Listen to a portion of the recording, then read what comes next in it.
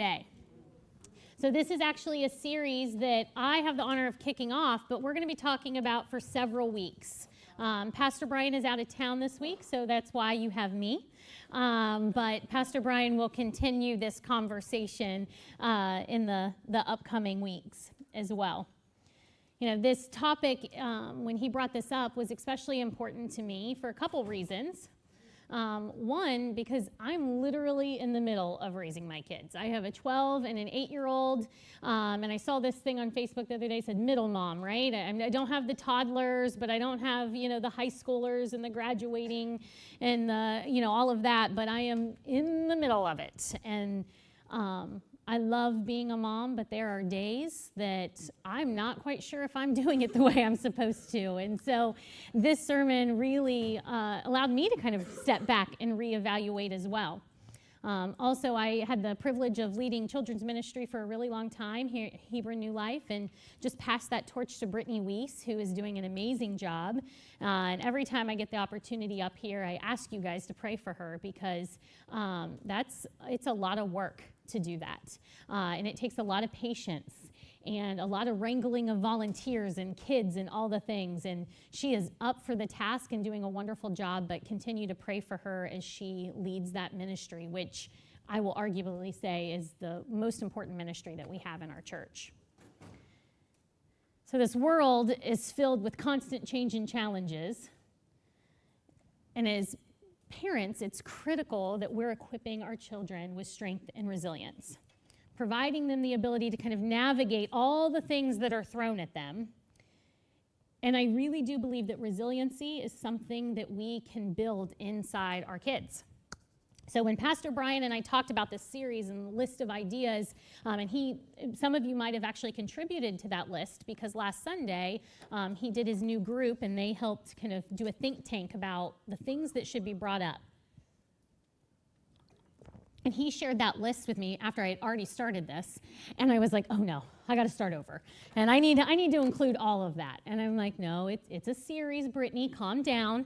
And so I'm really going to try to hone in on just a few pointers that I think are really important. But I will tell you, I know that there's a variety of people in this room. There's people that might not have even started a family yet. There's people that have brand new babies. I saw a couple of them in here.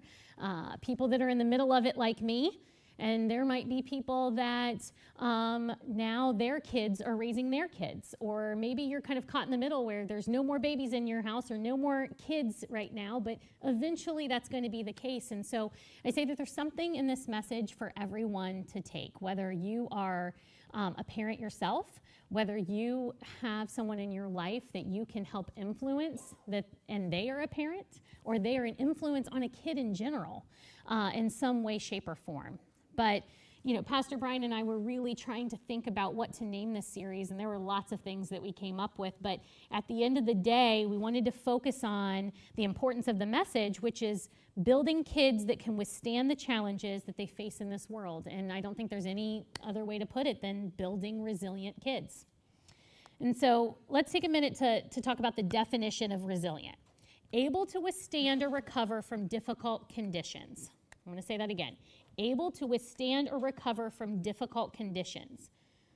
Would you agree that today's world can be described as difficult conditions? Mm-hmm. And let's look at it from both sides, right? I think that there's some people that would say, no, you guys have it easy. You have technology at the tips of your fingers constantly. There's an answer for everything. You can Google everything. Me, I've been to the grocery store like 3 times this week, and I didn't walk in one time. They brought it out to the back of my vehicle. That's not what I'd call tough, right? But when you really take a step back and you think of it from a cultural or a biblical standpoint, I would argue that this is probably some of the most challenging times to ever raise kids. This world is presenting our kids with constant challenge as it relates to a relationship with Jesus. These challenges are preventing our kids from seeking and having eternal life. There's so many distractions. There are so many outside influences.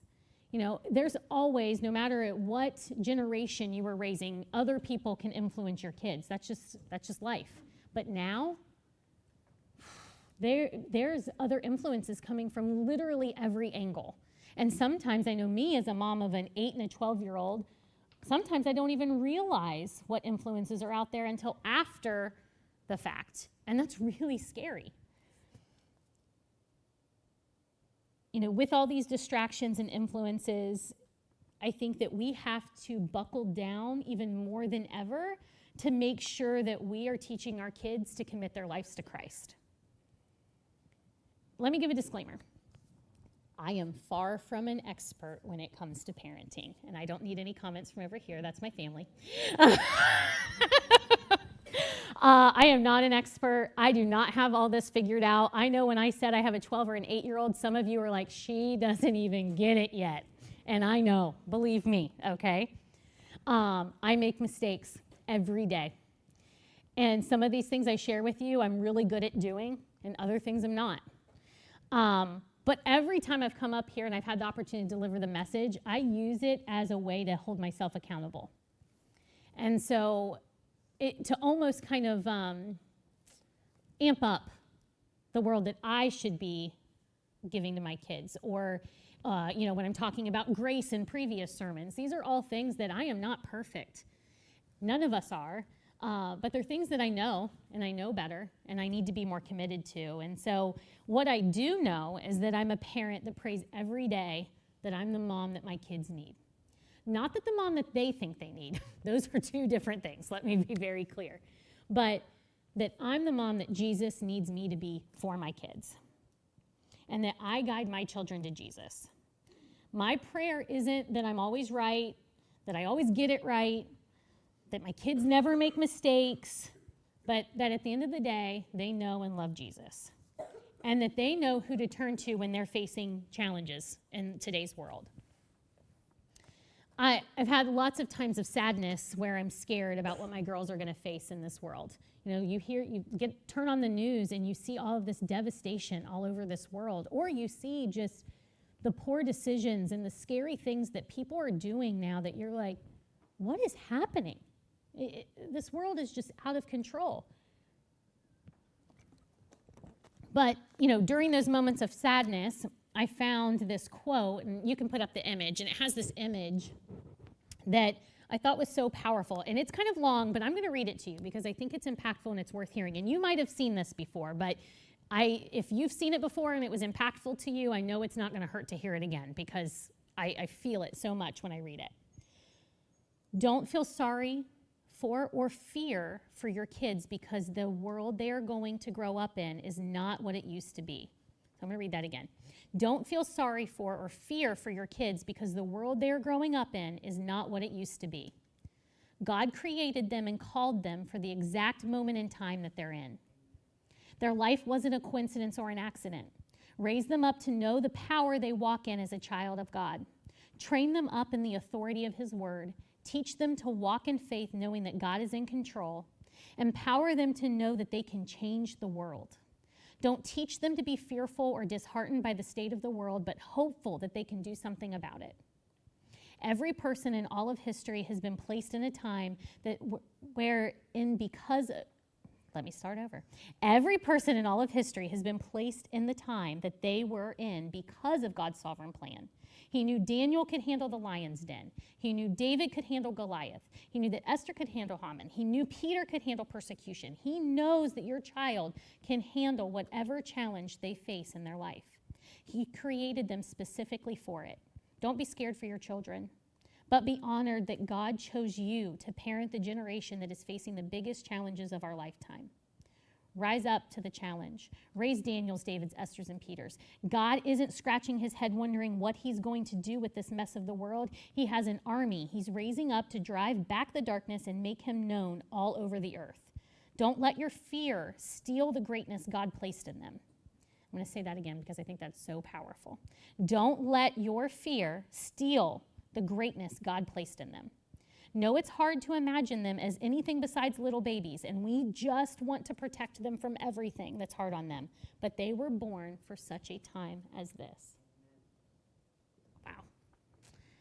I know, I like cry every time I'm up here. It's a thing. I'm sorry. But it is so powerful to hear that. And I know as a mom that's not quite sure how to handle some of these things I'm thrown on a regular basis, it really helps me.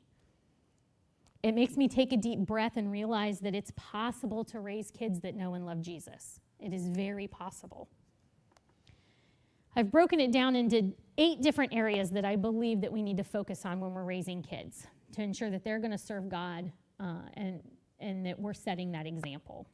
And so I want to kind of talk about each one of those. So the first one is strong sense of self. So our kids, I don't expect them to be 4 and know exactly who they are. Or maybe you have one of those strong-willed kids where they know exactly who they are. But this world is telling them that they're supposed to be all things, that this isn't good enough, that they have to have this material thing to be this or that. There's so many things being thrown at them. And at the end of the day, they need to know that they need to seek Jesus and that this is the way and the light, but they also need to know that they are uniquely and wonderfully made. And that they need to be confident in order to make their way through life. Everything they see online tells them to be something different or that they're not worthy. They can't hear that from us too. We can't make our kids someone that they're not. We need to embrace who they are and use this to guide us to get them where they need to be. Problem-solving skills. Goodness, I could go about this all day long, okay? I will tell you again, when we're in a world where we're working, both parents are working in the house, we have sports, we have our own obligations, we're trying to serve our community, we're trying to do all of these things, sometimes it is easier for me just to look at my kids and say, go do this. And believe me, I do it often. But then other times, when they come down and they're like, they just spew something at me. I just look at them. I'm like, yeah, so what? What are you going to do about it? Because if we are telling them how to solve every problem they're presented with, this is not only going to impact them now and their lack of independence, but this is definitely going to cause a struggle when they're out in the real world, when they're trying to hold a job or when they're thrown. Just take a moment and think in the last 5 years, as an adult, what challenges have you faced? Okay, just think about it in your mind. If you're solving every problem for your kids, do you think they're going to be able to face those problems that you faced or anything similar? No. And they're going to struggle through it. They need to be solution-driven. But in the same hand, they need to embrace failure. We are in a culture, and maybe this is how it's always been, but we are always trying to prevent our kids from failing. We're always trying to fix things before it becomes a failure for our kids. And, I hear people talk about core memories a lot right now, right? I have a lot of great core memories as a kid, as a young adult, but I also have on the other side of that some core memories where I really messed up. And there's a reason why those are core memories. But those have helped me navigate how I face challenges, decisions I make, who I want to be, who versus I don't want to be. Those are important too. I said in the last service, I probably shouldn't say this because I still have 2 months, but then I'll be done. I serve on a school board, and there are a lot of valid complaints that we get from parents, okay? Very valid. On the other hand, there are a lot of not so valid complaints that we receive from parents. And most of the time, how I can put those in the bucket of not valid is it is a parent very upset because a kid's received a consequence or they were not successful in something and they want someone else to blame for it. That is not helping our kids. And I am guilty of that at times. Now, I will say, I think being on a school board has helped me not be first to email and do that, so I pause on that. However, but I do really think, okay, I don't want her to do that because I know how that's going to end. It's not to say you can't give them some guidance, but you can't solve it for them. Or they're going to be turning to you every time, expecting you to be the person to fix that. They have to learn for themselves, and it shapes who they are as people. It's a part of the core memory process. A strong support system. So you can let your kids fail. You can make them solve problems on their own, and still be a good support system for them. You're not failing as a parent because you're not solving every problem they have or picking up every piece when they fail. But telling them, I love you, but you messed up, that's a support system too. Also showing them what a support system should look like now, bless you, is going to allow them to make sure that they know how to provide a support system to their family when they're raising their family. It's generational. Now, when I say generational, you're probably thinking, well, I didn't have that and I'm giving that to my kid. And good for you, because that's how you break the system when it's not working the way it should, right? But we have to provide a good support system, but so everybody is very confused. When you say support system, they think that's enabling them or fixing every problem they make, and those two contradict each other. Leading by example. And this one I'm going to talk about a little bit more because I'm going to get on a tangent, right? So I joked in first service, and now my parents are here. I grew up very much in a house that was like, do what I say, not what I do. And believe me, I do that too. Especially, I'm an adult, you're a kid, you don't get to do that. I have to explain that to my 12-year-old quite a bit. But that is a very true statement, and I'm not telling you that that's not, but I'm also saying that leading by example is what's going to make sure that you're steering your kids in the right direction. I want my girls to see me pray. I want them to see me playing worship music in the car. I want them to see that I'm making church a priority and serving my community a priority, and that there is no replacement for those things in my life. We live in a world telling them they don't need to do those things to feel fulfilled. They just need to do what their heart tells them to do. Okay, that's great, but that's not true. So we need to make sure that our kids have a foundation and they know that this has to be a part of their lives now and when they're older. Now, am I expecting that every 16-year-old kid is here every single Sunday? No. Actually, even with my 12-year-old, I've made a conscious effort because I've seen the other side of that, right? Where families, and I'm not saying this is a bad thing, I'm not judging however you decide to handle this, but I've seen stories of people that I know that don't have a faith now. The reason they don't have a faith is that they felt it was pushed on them too hard as a kid.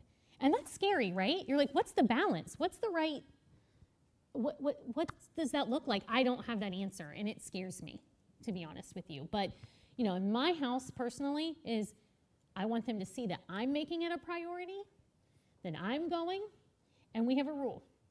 You have to be, and some of you might even judge me for this rule because it's not the best one, is you have to come to church at least 2 of the 4 Sundays a month. That is the rule. That is our compromise we've all agreed on. Now, are there weeks that they're here for 4 weeks? Absolutely, because they want to come, because they're building relationships here, that, in the class, there's something they're looking forward to. They're helping with different things. That is a residual effect of being here. But I don't want it to be to the point where it seems like a punishment for them either, because that's not going to do what I'm trying to do. And that's worked for my family, but everyone has something different that's going to work for yours. But what I do know is that they are not going to voluntarily do these things if they're not seeing that we're setting the example. I want them to see that I'm serving the church. Now, I don't know, maybe you guys are like me. I have 2 very different kids, okay?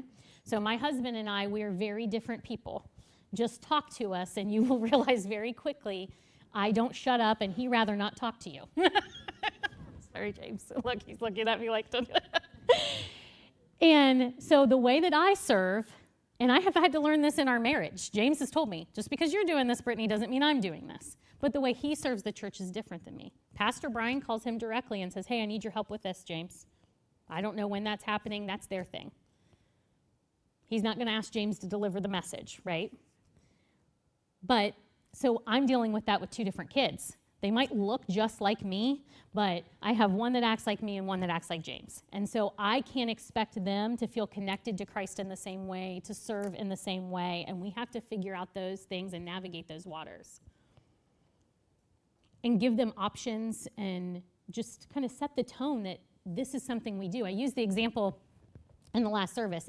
Ella, my oldest, who's 12, which I'm really glad she went out because she'd be so mad if she knew I'm using her as an example, so shh, don't tell her. She likes to do VBS or different things like that, trunk or treat, because her friends are there. So no sweat off her back. Mom's not making me do that. But then the other Sunday, I was showing her how to put the children's ministry check-in iPad up. And she goes, "Why are you showing me this?" I said, "Because when I'm busy talking to people," which you can imagine happens quite a bit, "you can help me with this. Just because you want to do this stuff doesn't mean I need to do this stuff." First off, I really enjoyed that tone.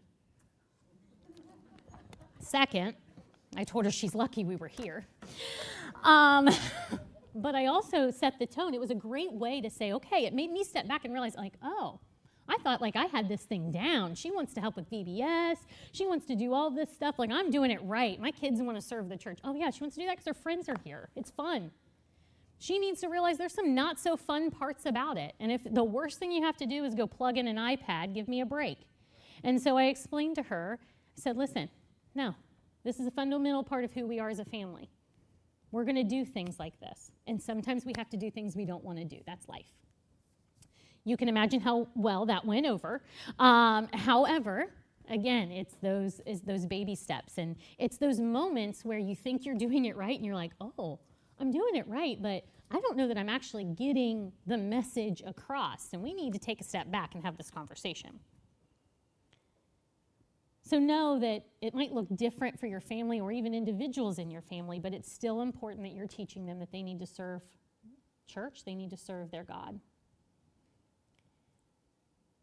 I've also made a habit of when we're in the middle of, not in the middle of an argument, I have not figured that out yet, but there's something upsetting. Clearly I'm an emotional person, so it's not abnormal for me to cry. That we stop and I pray. And I can see the eye rolls that I get sometimes given the situation. But that's something I know right now it means nothing, but it's going to mean something later. When they see that I'm at my wit's end, I'm ticked off, and there's moments I should be doing that I don't, but that I'm praying. Because that is a solution as well. And showing them that. Emotional intelligence. We could have a whole sermon just about this. Let me first give a disclaimer. I understand depression is a serious thing. And it is not only because people lack emotional intelligence that they experience depression. So I want to clarify that right now. That is not what I'm talking about. However, I do not think it's a coincidence that depression in our society is at an all-time high. That it is rising every single day that someone is facing that. There's a reason for it. And it's because we are not equipping our kids with what they need to be able to process their emotions. They don't know how to manage these feelings because we're doing it for them. Or all of these outside influences are telling them how they should process it instead of letting them do it or walking them through it, being a support system. I talked about strong sense of self. You're not going to have emotional intelligence if you're not confident in who you are. And do I think that we're all walking in this world with the utmost confidence? No. But we have to feel good about who we are as people. Problem-solving skills. If you can't solve a problem, you're not experiencing emotional intelligence, and you're not going to get there either. If you're not understanding what it means to experience failure, if you don't have a strong support system, because the reality is there's a lot of great parents out there, guys, but there's a lot of crappy parents out there too. That it is easier for them to ignore their kids than to be a parent. And I will tell you, there are some weeks where I'm like, I'm going to save that for next week, okay? I'm not saying that kind of ignore. Or I say that I'm doing all of these things and there's some weeks that are rough. I've sat up here and I've delivered the message to you guys before, and I've told you that I'm reactive and I'm emotional. Those two things are not a recipe for the ultimate responses to things, right? So my kids have seen me not at my best, where I'm upset, saying things I shouldn't, using curse words, okay? I get a laugh. That they are seeing that too, but they also are learning I'm not perfect because I don't have to be. I don't have to be perfect. And this book tells me I don't have to be. But all of those things are not going to lead us to strong emotional intelligence if we're just constantly ignoring parenting and we're not doing all of these other things when we're raising our kids. I also think that a lack of emotional intelligence is seeping into work lives, into friendships, into marriages.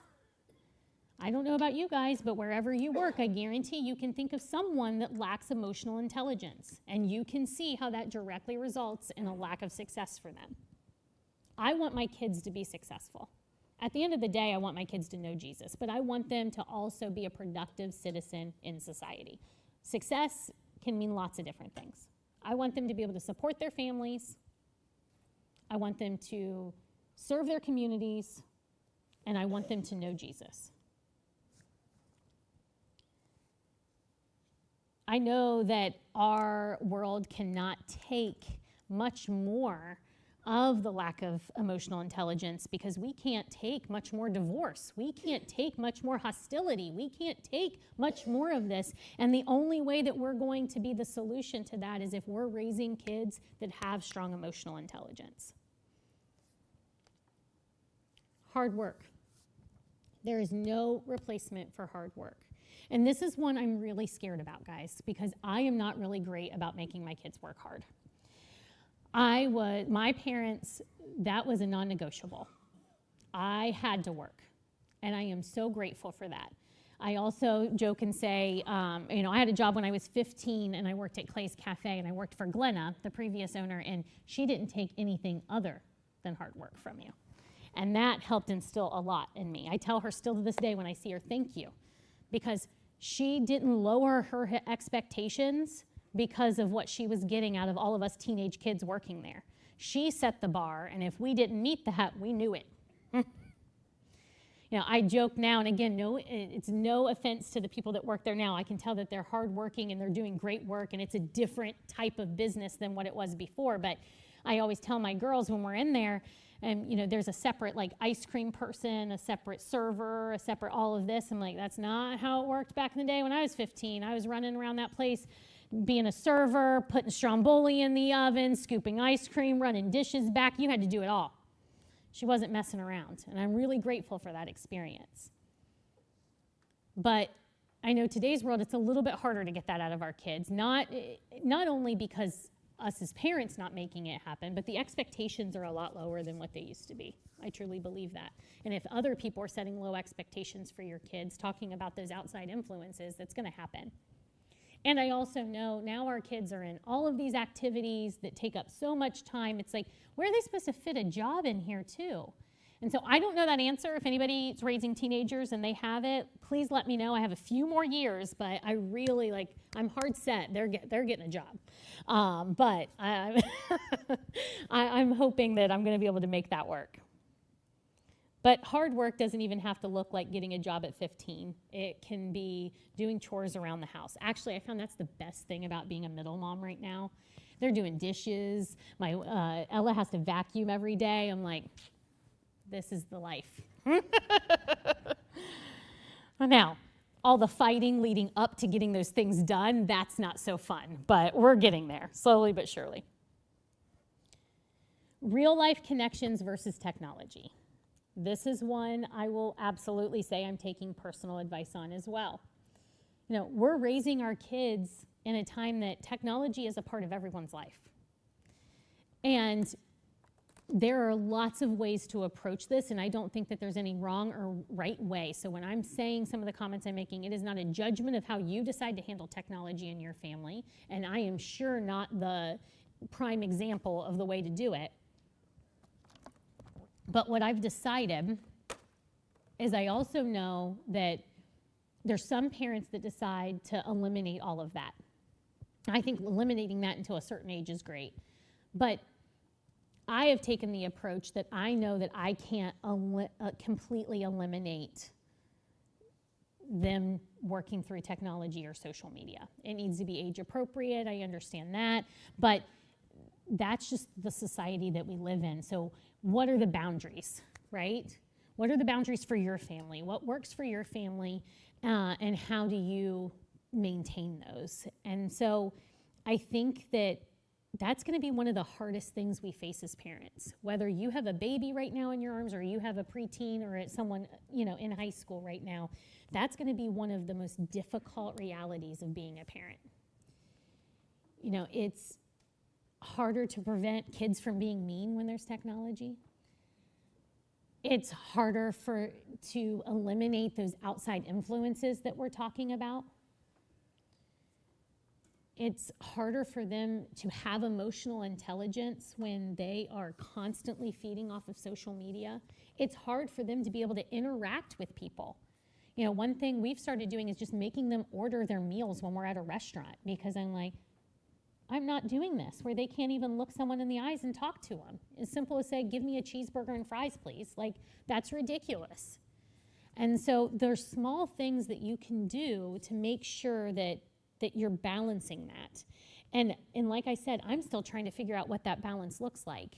And I think every family looks a little different, but I do think it's something that we need to pray about, not just for our kids now, but future kids. Anybody that's in this room that has grandkids in this room or kids that you love that you might not be raising, pray for those families that they figure out how to navigate those things, because they're not easy. So I say all of these things knowing that we're going to fail at times. I know all 8 of these things I mentioned, I see how important they are, but I don't do them all the time and consistently. I have bad days. I have bad weeks. But these are the things that we have to do, or at least turn our focus to, in order to make sure that we are building resilient kids, because every step of the way, they're going to be told that this isn't the truth, that this isn't the way to live their lives. They're going to be told that there's other ways to lead successful and to happy lives than to follow Jesus Christ. And we need to tell our kids that is a lie, that they have to seek him. I'm not saying that my kids, even though I've brought them to church consistently and it's always been a part of their life, that when they're 19 and they're faced with a decision in college or wherever it might be, that they're not going to make the wrong decision. Because I know I made the wrong decision at times. But what I want them to know is that when they make the wrong decision or they make the right decision, at the end of the day, they have something bigger than the decision that they made. They have something bigger than what their parents offer them. But they have the love and forgiveness of Jesus Christ. These kids that feel hopeless, they don't feel like they have anyone to turn to. They might have grown up in church, I don't know, but I guarantee a big percentage of them didn't have a foundation in Christ. They didn't know that that's the person that they're supposed to be turning to. And they don't have parents pushing them in that direction, guiding them in that direction. And so if by doing these things now, and maybe you're thinking, my kid's 15, it's too late. No, it's not. It's never too late. It is absolutely never too late to make sure that we are influencing our kids' life. Maybe your kid is grown and raising their own family. It starts with an invitation to church. There are ways to make sure that we're impacting people's lives and that we're being a disciple. And we have to be disciples to our own children so that they are disciples.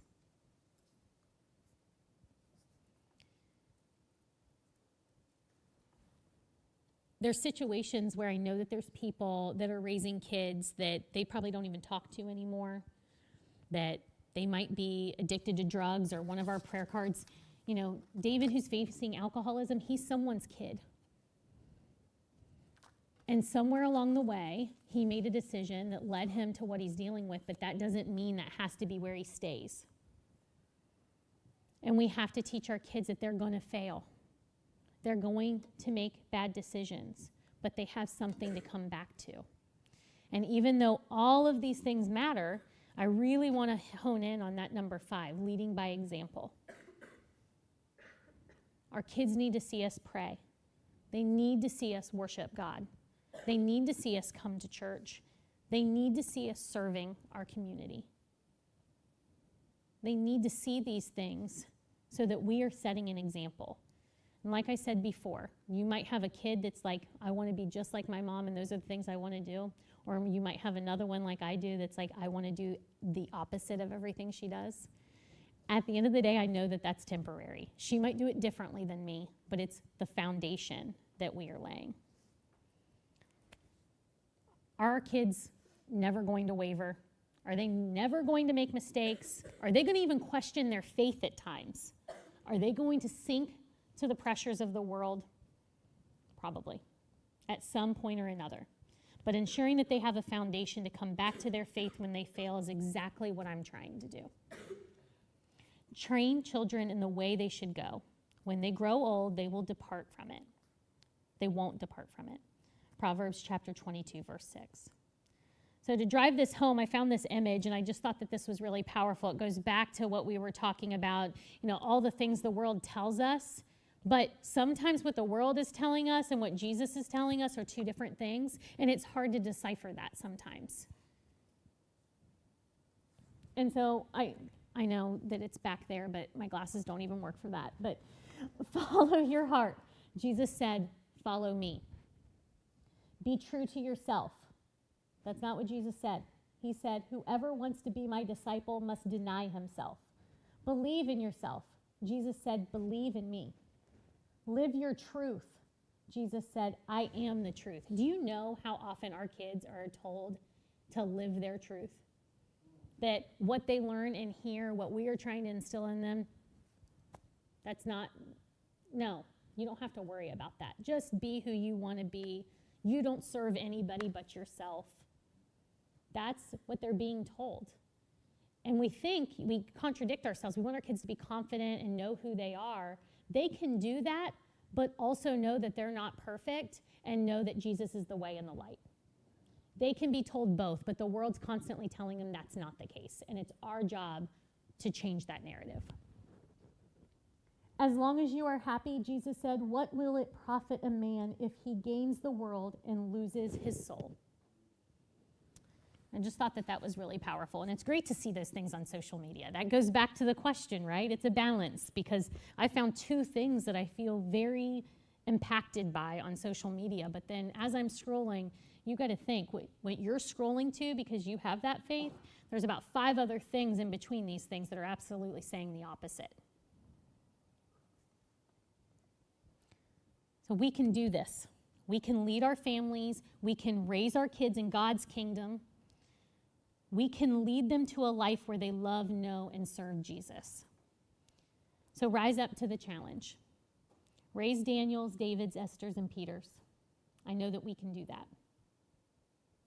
If you guys will pray with me. Dear Lord, as we conclude this sermon on raising resilient children, we pray that you equip us for this challenge. We lift up all parents, guardians, and families before you, asking for your guidance and strength as they nurture and support their children. Help us all to instill resilience, faith, and love in the hearts of our young ones. May your blessings be upon every child and parent here, now and always. In Jesus' name we pray. Amen. All right, do we have a closing song? Okay, all right.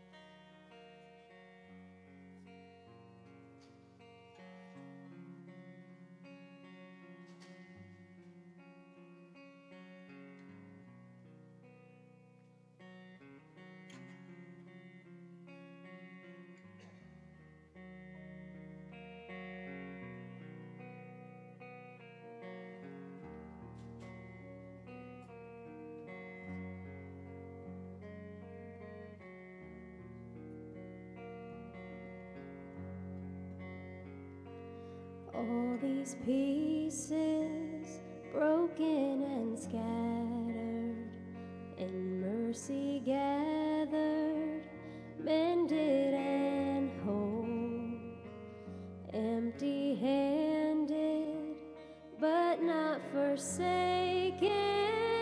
I've been set free. I've been set free. Amazing grace, how sweet the sound that saved a wretch like me. Oh, I once was lost, but now I am found. Was blind, but now I see. Oh, I can see you now.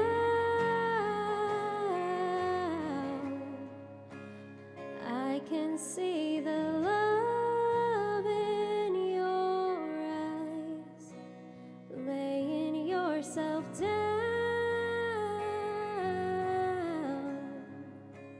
raising up the broken to life.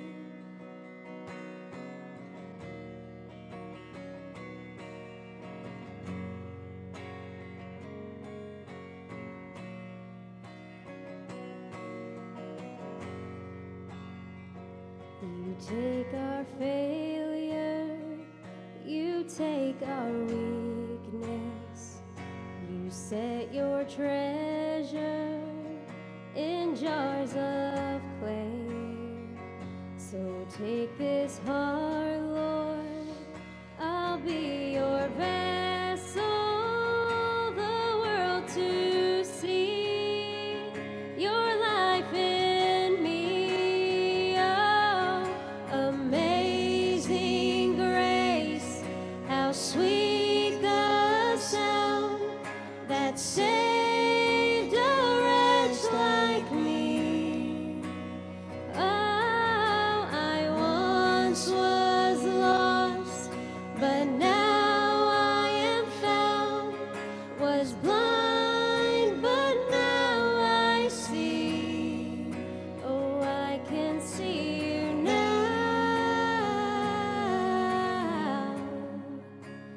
I can see the love in your eyes, laying yourself down,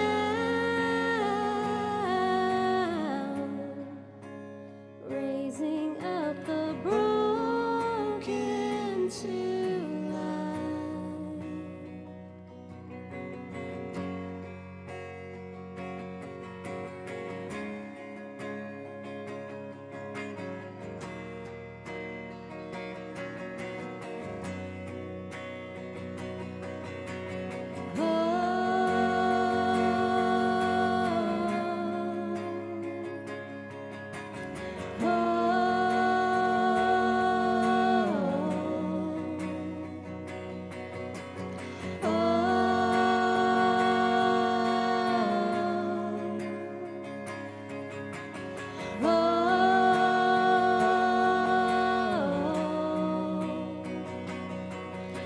Amazing grace, how sweet the sound that saved a wretch like me.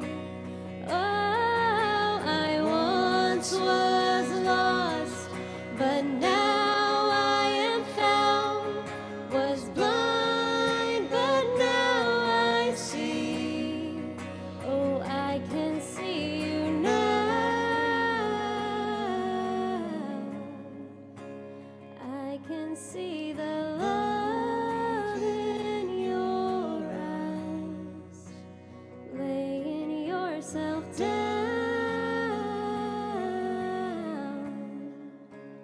raising up the broken to life.